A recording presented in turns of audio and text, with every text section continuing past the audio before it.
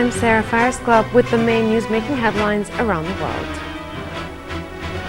UN Secretary General says the elimination of Syria's chemical weapons program will have to continue beyond the June 30 deadline. Libya's government reaffirms its pledge to remove all militias in the country after tens of thousands of Libyan protests. At least 10 people are killed as militants attack parliament in the Somali capital Mogadishu. And hundreds of anti-coup protesters take to the streets of Bangkok, defying a ban imposed by Thailand's ruling military.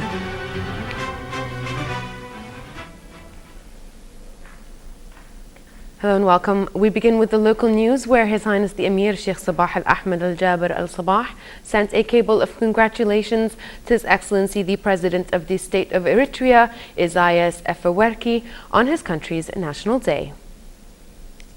His Highness the Crown Prince Sheikh Nawaf Al-Ahmed Al-Jaber Al-Sabah sent a cable of congratulations to His Excellency the President of the State of Eritrea, Isaias Afewerki, on his country's National Day. His Highness Sheikh Jaber Al-Mubarak Al-Hamad Al-Sabah, the Prime Minister, also sent a similar cable of congratulations.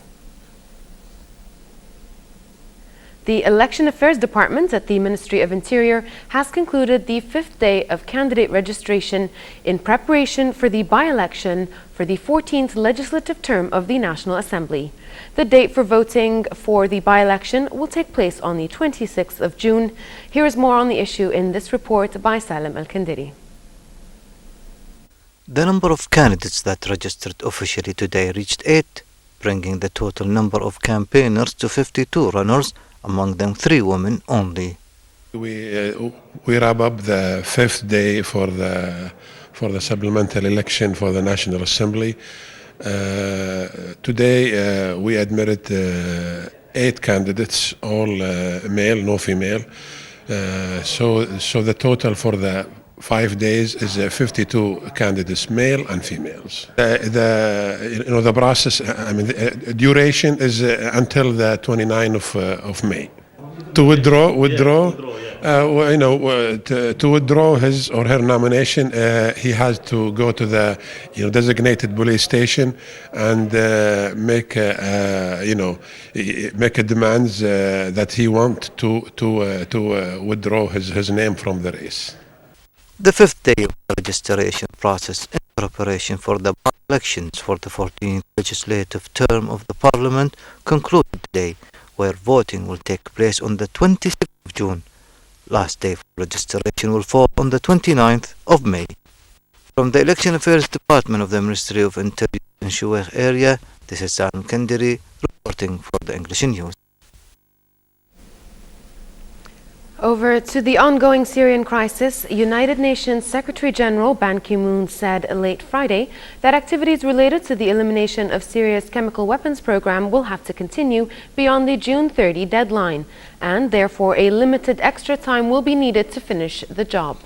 Ban added that about 92% of Syria's weapons material has either been shipped out or destroyed in country, and that preparations for the removal of the remaining 7.2% has been completed. He did not, however, specify how long the period would be, but said it will give sufficient time to put in place appropriate successor arrangements for the program. The UN Secretary General described the security situation in Syria as challenging, with shelling and mortar attacks escalating during the last few weeks. Libyans have rallied in various cities to support an ex-general's campaign against militias and his calls to suspend parliament. Thousands took to the streets in support of General Khalifa Haftar, whose campaign against extremists is called Operation Dignity. More in the following report by Heba Abdulrahman. The Libyan government reaffirmed its pledge to remove all militias operating the country after tens of thousands of Libyans took to the streets in protest. Interim Prime Minister Abdullah Thani promised to work to accommodate and annex all members of the armed formations or militias. The statement came as thousands of residents took to the streets in the Libyan capital and in the rest of eastern city of Benghazi in support of renegade General Khalifa Haftar. He has launched a week-long military offensive, saying he wants to crush militias that are backed by Libya's parliament. He said the parliament has refused to fulfill the demands of the people and asked the Higher Judicial Council to appoint a civilian council to lead the country in the interest of political stability and security. Haftar's campaign started last Friday in Benghazi when his followers bombed the city's outskirts and forced the militias to withdraw from their compounds as dozens were killed in the clashes. The confrontation later spread to Tripoli, where Haftar's allies stormed and ransacked the parliament before withdrawing to the area near the airport highway. The declared goal of the Libyan National Army, known as LNA, is to eradicate militias from Libya, including Ansar al-Sharia, the group blamed for the deadly September 11, 2012 attack on the U.S. diplomatic compound in Benghazi that killed 4 Americans, including the ambassador. The general's campaign has down support the ranking officials, military officers and troops, and has plunged Libya deeper into uncertainty. Haftar was once a general in the Libyan army under Muammar Gaddafi, but had falling out with him and immigrated to the United States, where he lived for almost 20 years. He returned in 2011 to participate in the revolution that overthrew Gaddafi. This comes as the state news agency reported that Libya's Electoral Commission announced that elections would be held next month. The move appeared to be aimed at easing the national tensions amid a governing and security crisis. Over to Yemen, at least 27 people were killed in an overnight raid by gunmen on a city in the southeast of the country, as Al-Qaeda militants continue their fight back against a government offensive in the country. Armed with rocket-propelled grenades, mortars and explosives, attackers drove in from the surrounding desert on 15 pickup trucks into Sayoun after detonating a car bomb at the entrance to the city in Hadramaut province. Al-Qaeda has carried out many hit-and-run attacks since the Yemeni army drove it from its southern strongholds in Abyan and Shabwa provinces last month. The militants targeted at least 7 locations, including the main military posts, the local police headquarters, bank branches, and the airport. Militants from the Al-Shabaab movement have attacked the Somali parliament in Mogadishu, and reports have put the death toll between 4 and 10 people. A car bomb exploded outside the gates of parliament shortly before midday local time, followed by more blasts and bursts of gunfire. The attackers then stormed the front of the parliament building as security forces fired back. At least 4 police officers and several militants were reported killed. Eyewitnesses said they saw a number of bodies in military fatigues, but could not confirm whether they were members of the security forces. Since being forced out of Mogadishu, Al-Shabaab has intensified its attacks in Somalia and in neighboring Kenya, which has sent troops across the border to fight the group. Pope Francis has arrived in Jordan at the start of a 3-day visit to the Middle East, which will also take him to Israel and the Palestinian territories.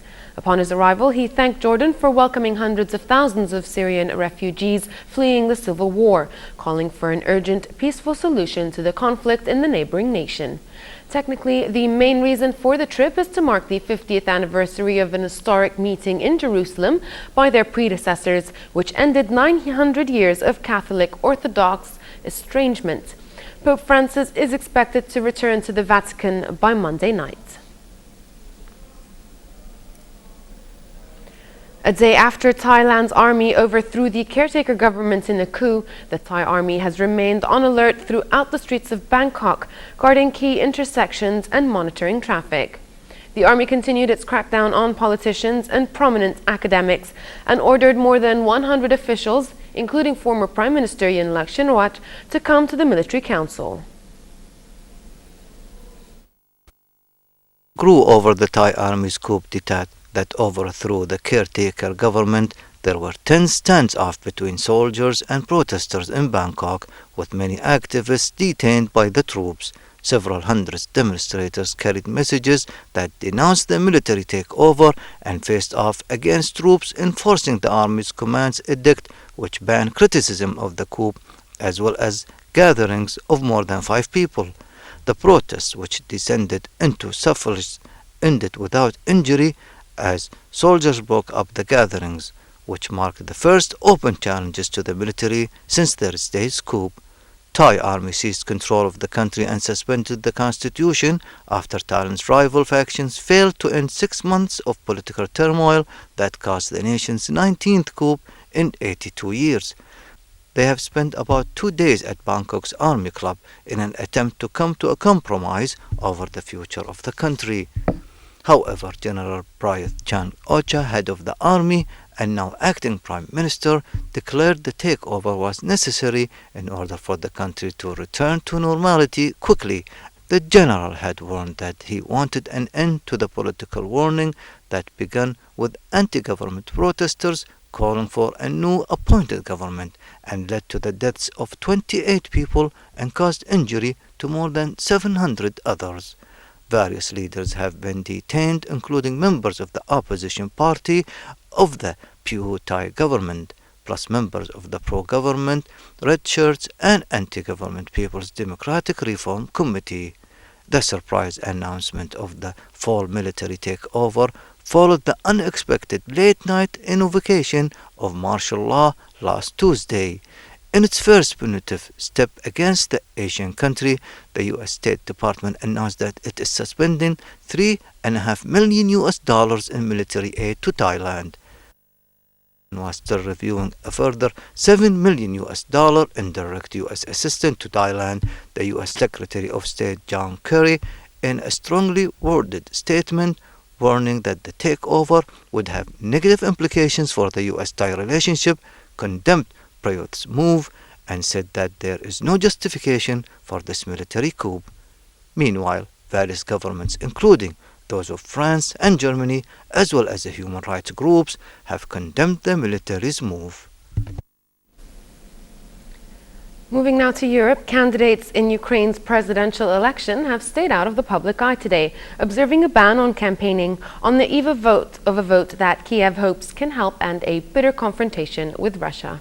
Earlier on Friday, Russia's President Vladimir Putin said he will respect the outcome of Ukraine's presidential election. Speaking in St. Petersburg, Putin said that Russia was prepared to work with whoever was elected Ukraine's president in Sunday's vote. Sunday's election will choose a successor for ousted pro-Moscow President Viktor Yanukovych in the country riven by Russia's takeover of the Crimea Peninsula and aggression blamed on pro-Russian factions in some eastern regions of the country that have ethnic Russian populations.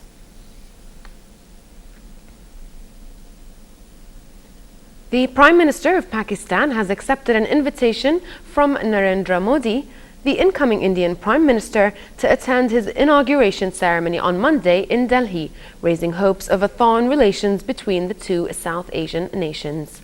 Nawaz Sharif, who won power in Pakistan last year for a third time, will also hold a bilateral meeting with Modi on the sidelines of the ceremony during his visit to Muhyiddin Wani. The Pakistani Premier's attendance at the ceremony will be a first in the history of the two states. Pakistan and India have fought 3 wars since independence in 1947. Ties have been particularly tense since the 2008 attacks on Mumbai, blamed by India on Pakistan-based militants. A gunman went on a drive-by shooting rampage in a student enclave in the Californian city of Santa Barbara and killed at least 7 people. The suspected gunman was found dead in his car with a bullet wound to the head. However, it was not clear whether the wound was self-inflicted. The shootings occurred at several sites in the Isla Vista neighborhood, and there were separate 9 crime scenes. It was not immediately clear what touched off the gunfire or what the suspect's motivation might have been.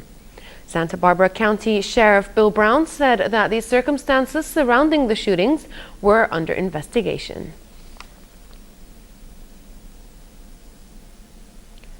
Under the patronage of the Undersecretary of the Ministry of Education, Mariam Al-Watid, the Public Relations and Educational Media Department at the Ministry organized a workshop entitled Gifted Students Between Ambition and Media Reality. The workshop was held at the Ministry of Education headquarters, and Salman Kandiri was there and has this report. The management of the Public Relations and Educational Media organized a workshop titled Gifted Students Between Ambition and Media Reality, held at the Ministry of Education. The event is about gifted students. How can we take care of them and how can we develop their skills and talent? And we recommended some programs to the Ministry of Education to develop that skills and talents. And we recommended that special programs of creative thinking and thinking skills. The event is talking about skillful students, Kuwait students that has some talents and they don't know how to use their talents or how to improve their talents, and they are creating ways so we can help them use their talents more, to motivate them to use it and how to use it to their advantage and to gain more experience at it. This event about girls and boys show their talents, and if they have a talent, they will say it's different between school and talent. They communicate together to have a talent and show to the people that they have talents. Some of the problems that girls, they have talent, but their parents don't use them. Like they said, I want to join this talent things that I know how to draw or I know how to make things, but they said no, I don't want you to do it, I don't want you to go over there and do this talent. But in some days when they doing in the home like recyclings or something, they show for their parents, they think that if I let my kid do that, he will be in the future very great, and some people will use their work. The workshop explored ways of discovering gifted school students and ways of developing talents and facilitating projects that may enhance discovered giftedness. The workshop also discussed the role of the media in providing awareness campaigns about the importance of enhancing discovered young geniuses. This workshop was about the gifted students and how to find them in order to show their skills and talents and also develop their capabilities. From the Ministry of Education, this is Salm Kendiri reporting for the English News. Well, with that, we conclude the news bulletin for tonight. Please join us again for the next news brief at 11 p.m. Before we end, here's a quick reminder of today's main headlines. UN Secretary General Ban Ki-moon says the elimination of Syria's chemical weapons program will have to continue beyond the June 30 deadline. Libya's government reaffirms its pledge to remove all militias in the country after tens of thousands of Libyans protest. At least 10 people are killed as militants attack parliament in the Somali capital, Mogadishu.